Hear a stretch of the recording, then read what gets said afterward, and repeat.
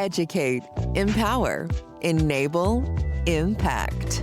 Thank you for tuning in to That Will Never Work podcast, where we share inspiring information and personal experiences related to business and the entrepreneurial journey from those who are leaders in their respective field.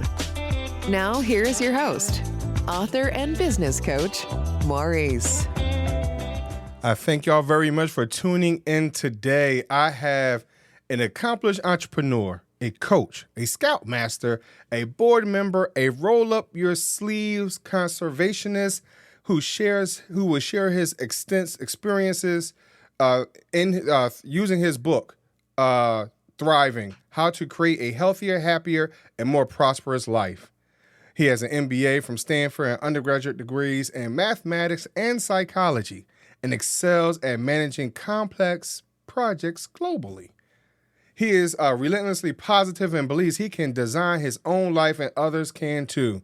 He's based in Mill Valley, California, and he enjoys life adventures with his wife of over 42 years. I am really impressed. I am inspired because as most of you well know, I am coming up on 24 years, so I got something to look forward to. And so I thank y'all very much for listening to That Will Never Work podcast. I bring none other to you than Rand. Rand, thank you very much for coming to the show. Maurice, it's a pleasure to be here with you today. Sure. Thank you very much. So I talked about being positive, and spreading positivity. A lot of times when we take a look at the word success, some of us have a negative process or thought towards it based off of social media, based off what our parents might have said, based off of maybe our supervisors, things like that. How can we turn that word? Because and a lot of it comes from the pressure we put on ourselves. So how can we turn that idea of success into a positive thought? It's a fabulous question, Maurice. I think a better word for a lot of folks would be fulfillment. That opens the door to something much, much broader, and maybe some of this, the pressures you're talking about from family or social media or whatever around success, not fitting, not feeling comfortable, can go away, because fulfillment, at least so far, we haven't got ourselves into a little corner with that, right, which is very good. I really believe, and I encourage people everywhere I can, to define success their way. So I would say in general, our society defines success in financial terms. Right. And there's a lot of messages coming at us all the time, every day, nonstop. It's really all about that we're economic animals. And that the first and primary decision we make is about money. Now, of course, money plays a role in all of our lives in one way or another. Right. But I have yet to meet a person where it's the be-all, end-all. It's not that way. So when I look at people, and I've had clients over many, many decades where financially, very successful. I helped them sell their company, and that added another pile of chips to their already big pile. But were they successful? No. Why? Because they had failed relationships all around themselves. And they were not very happy people. And in some cases, physically, you could see that they had ignored their bodies for a long time. So, yeah, they're sitting there in the corner with their pile of chips, but they don't got much else going on. So this was a real wake-up call for me to really take a look at what do I define as success. Now, I've been doing this all along, so it's not like all of a sudden hit a wall and go, I better wake up and do something about it.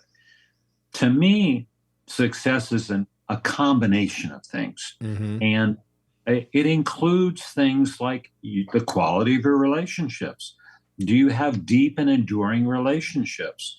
Do you have them personally as well as in your business life? Where are you in terms of your overall sense of vitality? Do you have great energy? Are you optimistic and cheerful? I talk about being relentlessly positive. Being positive adds, they've studied this, 8 to 9 years to your life. And it's a choice. It's a choice to be positive. You can look at all the negative stuff and spoon your mouth full of, negative stuff, but that's a choice. Taking care of yourself mentally, emotionally, really, really part of the overall scheme. And I do believe that it's important to have a sense of spirituality too. Now, what do I mean by that? I'm not talking about religion. That's its own thing. And for a lot of people, religion works well, and I'm happy for them. But there's a lot of people where it's a negative. It's dogma. It's like, hey, I don't feel comfortable there. I'm not talking about that stuff. I'm talking about spirituality where what the outcome is, you feel humility. You feel awe. Now, for me, that happens when I go outside nature, usually by myself. And I just say, I am a little guy. I am so insignificant. That helps. That's really a marvelous thing. And then I can look at some bug or some butterfly or some plant or something, and I'm in awe. And some of these things have been around much, much longer than human beings have been around. I look at a beautiful rock and I talk to it.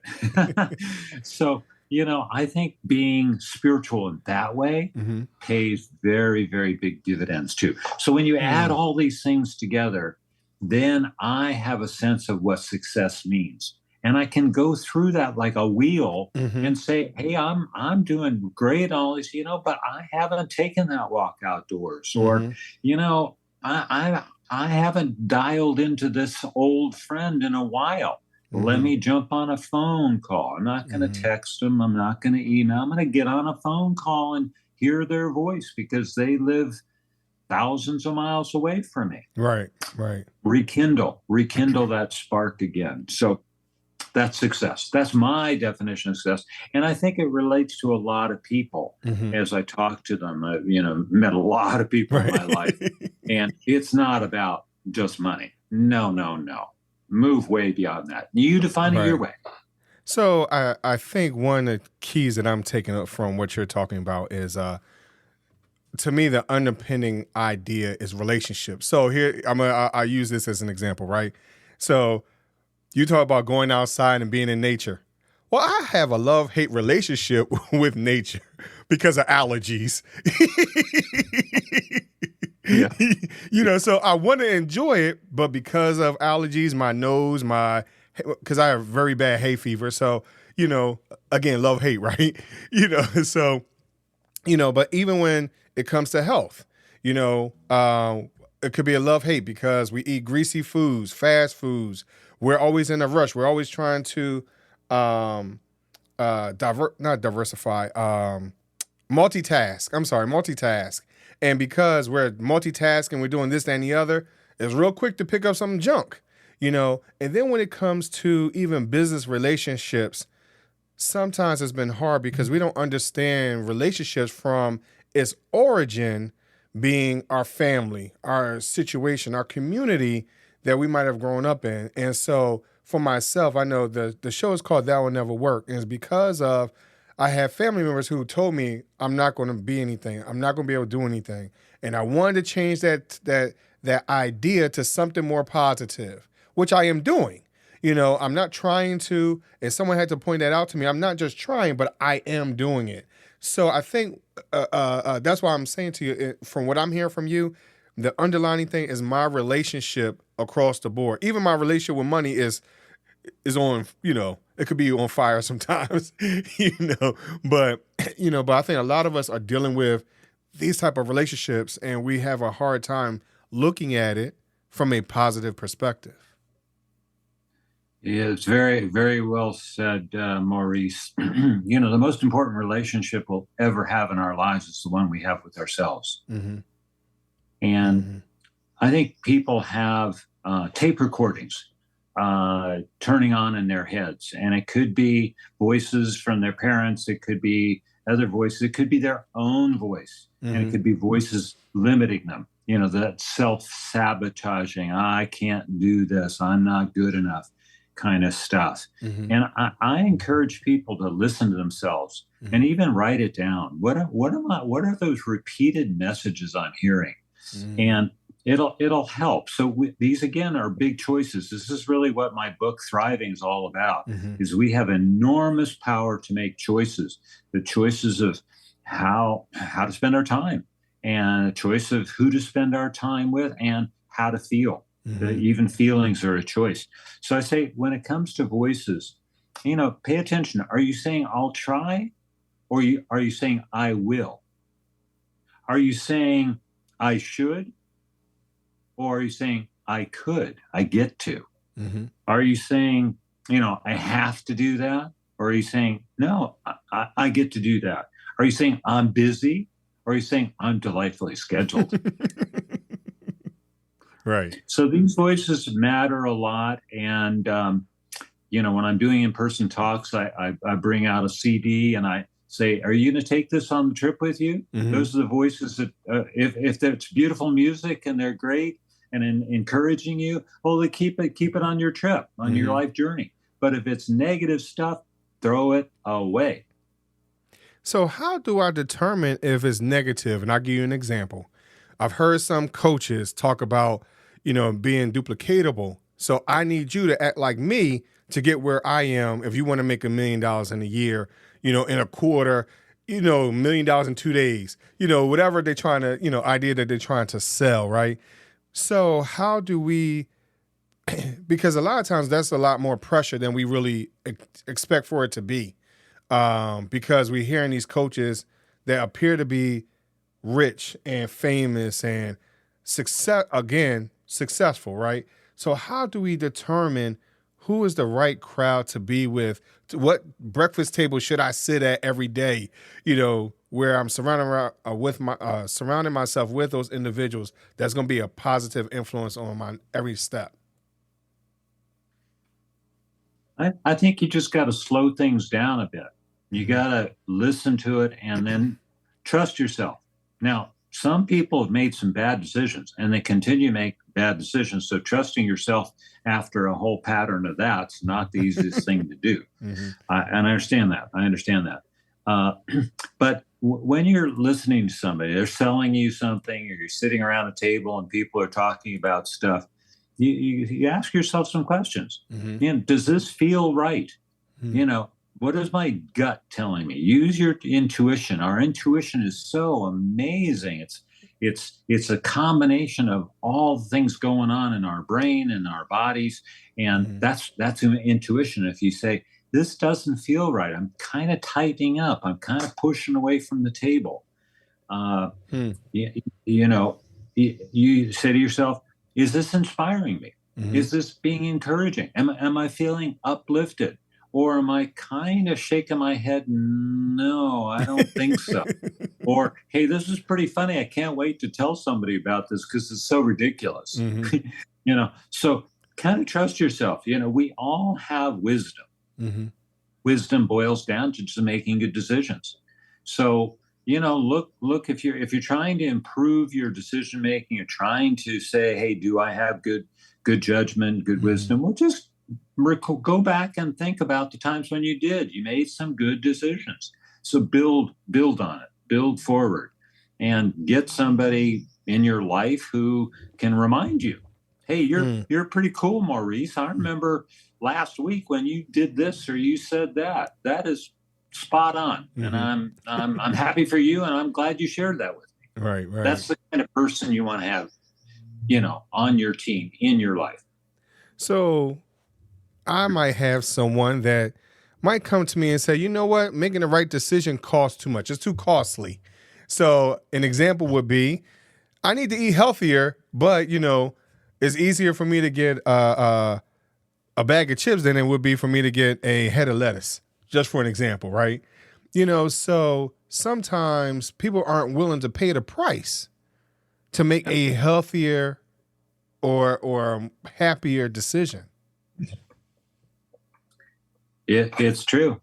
It's true. I can't deny it. And there's I live out here where there's a lot of technology going on, and there's so much technology. Some stuff is a vitamin and some is a pain pill. And you think to yourself, that's a nice, cute little feature. I don't need it. I don't even know how to use it. And there are 50 other features that I'm not using now. So why would I want to add one more? That's a vitamin. That's a vitamin. It's not a pain pill. So you got to think to yourself, what do I need? What do I really need? So this gets back to discipline and motivation. If you're tired, if you're having a hard time, getting out of the couch or getting out of your car or any number of things, maybe that will lead to, being a pain pill. You're saying to yourself, hey, that bag of chips, yummy, yummy, yummy. And they spend billions of dollars making it so delicious. They hire PhD chemists, and billions of dollars in their labs to add the right amount of fat, salts, and sugar just to make you say one chip is not enough for me. Well, you got to say to yourself, pain pill. That's not a pain pill. That's a negative thing. I have to have my own discipline. It's important to me. It's important to me. So I'm going to have a glass of water. I'm going to have a glass of water. I drink 8 to 10 glasses of water a day. Oh my gosh, my body is it's fantastic. It is thanking me when I can pick up that glass of water. My smile comes out. My body says, thank you, Rand. You're doing the right thing here. And after a while of that, our body adjusts. My palate has changed. I don't rush to eat up a piece of chocolate or a sweet anymore. I've just kind of stopped it. I was very intentional about it, but now it's become a little bit of a habit. And, when somebody says, hey, would you like a delicious piece of cake? And I'm looking at it, it's got all kind of icing and sugar. I say, no, thank you. I'm very happy now. Do you have a piece of fruit? Right. So it's about discipline. It's about motivation. This is why I talk about pain pill. So I'm gonna jump on the pain pill idea, because you think about a pain pill, whether it's Tylenol, ibuprofen, Advil. Sometimes it dulls the pain. Sometimes it appears that it takes it away for a moment, but it'll come back, right? A lot of times we don't deal with our pain points to get to that next level. So how would you encourage someone to be able to face that pain point to get to another level? I think all of this has to do with just knowing ourselves well and taking time. It's an investment. It's a big investment. To make an investment in yourself. That's why one of the things I love about being out in nature, I slow things down. I do run, and that's fine, and I enjoy it. And I'm not, have earbuds in. I'm listening to birds and other stuff. I'm listening to my own breathing. It gives me time to reflect. You can do that in other places. A lot of people do meditation and other things, but slowing things down really helps the idea of coming to terms with where are you?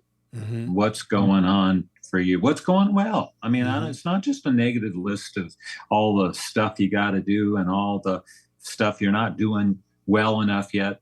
You'll get to that, but start with the positive. What are you grateful for? What are you doing well? What can you see that you've done where people have said, hey, that's great. You made a contribution. I appreciate you being here.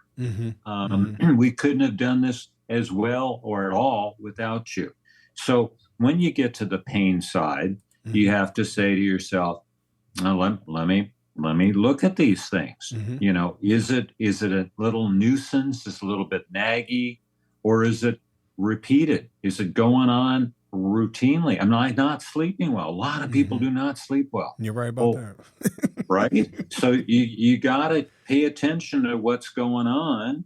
And then you say, okay, there's a pattern here. I'm not dealing with it very well. Let me investigate. Maybe I can do some research. We got this beautiful friend, Google. You can go check stuff out. And some of it's very scientific, from credible sources. And you say, okay, here's a new thing that I can try. Life is a series of experiments. They don't all work. You got to give it a chance. You can't just say, "Oh, I tried it one day and it didn't work, and I threw it away." And sometimes you got to stay with it for a little bit, just to give it a chance to work, like a new habit. So once you're down that path, then you can maybe identify, and then attack the problem. So Rand, I thank you very much for coming on the show. I think that some of the things points that you've given us has really, I know for me, is I don't slow down enough. I feel, dealing with the kids, things like that. Sometimes, and I think about stopping in a local park, just, taking the time out for a moment. Like I said, it's that relationship, man, that, those allergies, sometimes I don't want to deal with it, so, that's why I brought up the whole pain point, because sometimes we may want to do it, but we understand what again, the cost is really expensive. So me sitting out there for 5 minutes might cost me the rest of the night where I don't sleep, or something like that. But I understand, I hear where you're coming from as far as taking the time out, because sometimes we might miss something in that quiet space and reconnecting with nature or whatever it might be. Or even, like you said, even reconnected with that relationship we might have had years ago. Sometimes that will bring us back to a place of happiness, quieting us down, even de-stressing in some cases. So right. And, when we're reflective that way and we really have a sense of who we are, then the next steps are clearer. And, because you can just keep motoring forward, but you could be on the wrong path. And you could just keep accelerating faster and faster towards a place that you don't really want to be. So this is the idea of knowing yourself, taking the time to think about it. I am very organized. Now, I know I'm a little bit weird. My wife kind of, is always shaking her head going, "You made another list?" I said, "Yes, I did. Yes, I did. And it's really helpful." And so, but it helps me plan, and it helps me so that I don't drop things off that I didn't want. I just, by mistake forgot about. It's on my list. I check it off. I have a daily list. I have a weekly list. I have a monthly list, and these allow me to figure out what's going on, what I need to do. It helps me create the priority. If I got 20 things to do in a day, many days I can't do the 20 things. So I got to know what are the 5 most important things. What's the number 1 most important thing for the day? Boy, that's so great. So if I get 1 done, or 5 of them done, and 15 get rolled over the next day, it was a great day because I got my major things done, and I'm organized around it. So it's not just some incidental disruption that threw me off. So before I let you go, I just want to leave with this last point, this last idea. I've listened to you two talk about this one piece, right? I heard not too long ago about the importance of when you wake up in the morning and making your bed. You starting your foot off. I mean, you're starting your day off on the right foot. You've accomplished something, right? So I'm listening to you talk about that one step, and sometimes I know for myself, in making my bed in the morning, because I'm the last one up, and making my bed in the morning and accomplishing that, but it also gives me time to think about what I'm looking to accomplish that day and what steps I need to take to get to that point. Again, is those moments of slowing me down.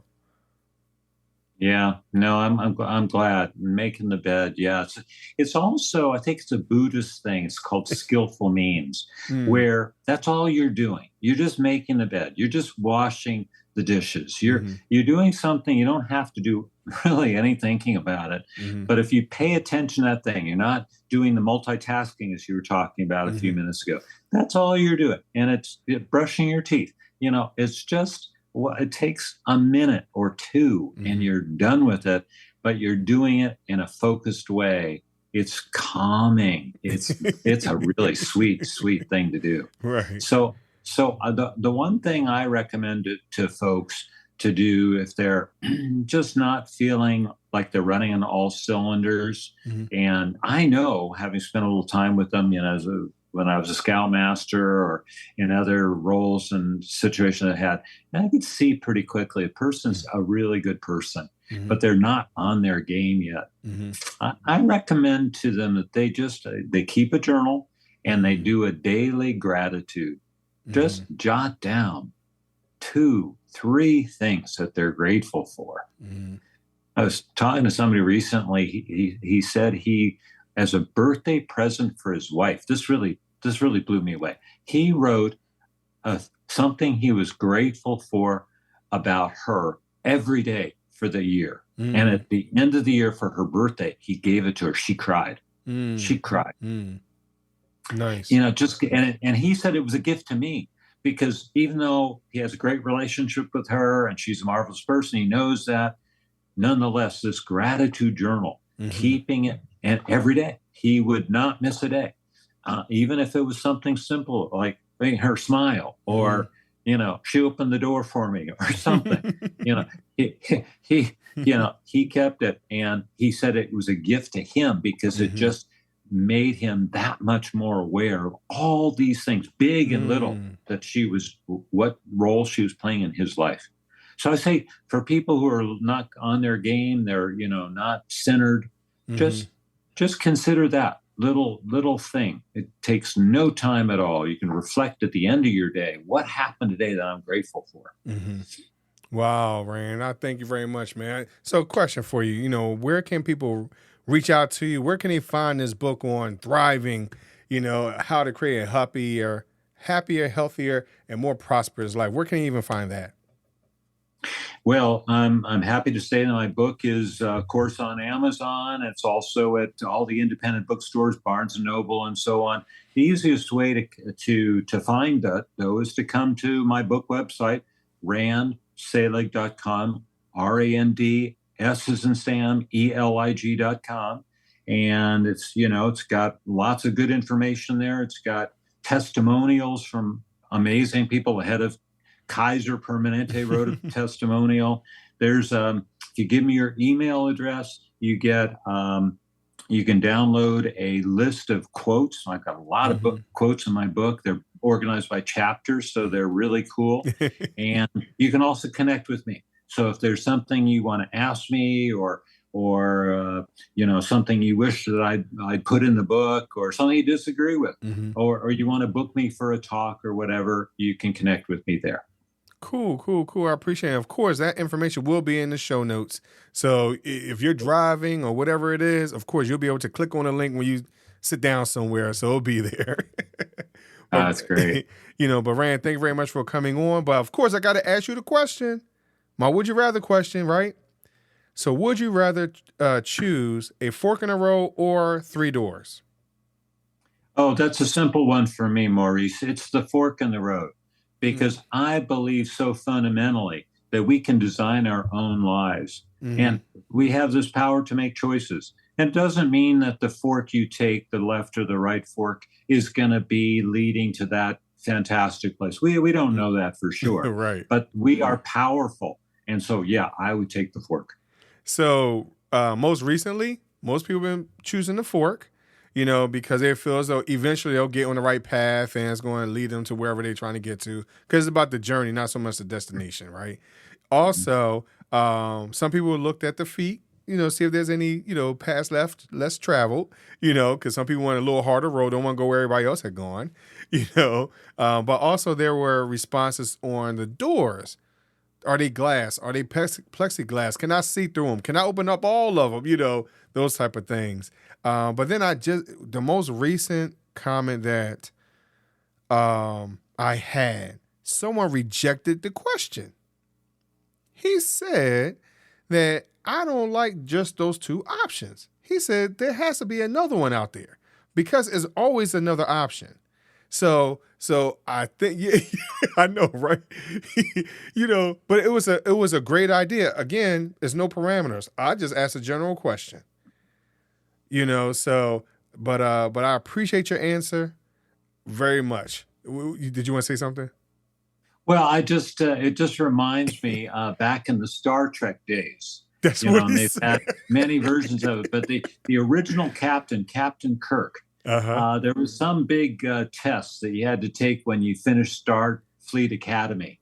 And Captain Kirk was the only person who ever passed this test. It was like your spaceship was about to, be destroyed by the Romulans or something. Right. And what do you do? And Captain Kirk passed it because he changed the rules of the game. Right. He said, it's not winnable the way you set it up, so I'm changing the rules of the game. And I love that. It's like this fellow you mentioned who said, I don't like the two choice. I got another choice. Yes. And he mentioned this Star Trek reference. It starts with an M. I can't remember what it is offhand. But when he said the word, I was like, oh, I know that. So yeah, so that was a great idea. Well, it's a very powerful point. It's a hugely powerful. It ties to a lot of things we've been talking about today, Maurice. And this is our power to design our own lives, our power to define success our way. And sometimes we're given a choice, A or B. Well, neither one really fit. Right. So then you got to create another choice. Right. And sometimes, and I've had this experience, I think a lot of people probably have, where the boss says to you, I'd like you to do, you have a choice. You can do one thing or another. And then you think to yourself, well, I have a better idea. And then you propose to the boss, what about this idea? And I've experienced this many times where the boss says, that's a much better idea. Thank you so much. And of course, it's a better idea for me too. It's not just me helping the boss or helping the company, right? And so I've designed something that's going to work with everybody in mind, and that's a win-win-win. Right. Wow, I appreciate that, Rand. I really do. If I can remember the word that he used, that Star Trek, the real Star Trek idea, I am going to put that in the show notes. But if any of you know what it is, please put it in the comments. I don't put it on my social media page. Put it on LinkedIn and tag both Rand and I in it. Let us know. Remind us. Jog our memory. That's great. But Rand, thank you very much for coming on. My pleasure. And I hope that hay fever and the allergies, you figure a solution to that, because I think you'd enjoy taking your family out there in the park. Oh, yeah, most definitely. Most definitely. Thank you all very much for listening to That Will Never Work podcast, and I will talk to you a little later. Thanks for listening. Find us on social media at Chisholm Group LLC and check back weekly for new episodes. Until next time, that will never work, or will it?